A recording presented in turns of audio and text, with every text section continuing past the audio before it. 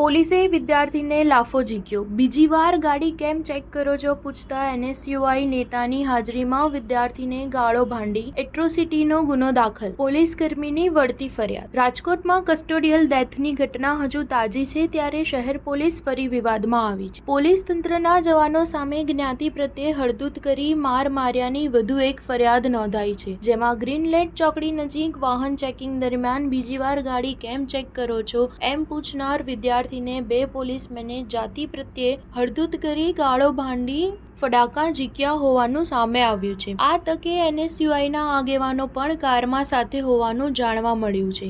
આ મામલે B division પોલીસમાં એટ્રોસિટી સહિતની કલમો હેઠળ ફરિયાદ નોંધાઈ છે. બીજી તરફ એનએસયુઆઈ નેતાએ રોફ બતાવીને પોલીસ કર્મચારીના પટ્ટા ટોપી ઉતારી દેવાની ધમકી આપી અને ઢીકાપાટુનો માર માર્યાની પોલીસ કર્મીએ વળતી ફરિયાદ નોંધાવી છે. આ સમગ્ર મામલે પોલીસ કર્મચારી કનુભાઈ ગોદડભાઈ ભમ્મરે વળતી ફરિયાદ નોંધાવી છે, જેમાં આરોપી તરીકે નરેન્દ્ર સોલંકી, રાહુલ સોલંકી અને રાહુલ ગમારાના નામ આપ્યા છે. કનુભાઈએ ફરિયાદમાં જણાવ્યું હતું કે તેઓ પોતાની કાયદેસરની ફરજના ભાગરૂપે વાહન ચેકિંગ કરી રહ્યા હતા.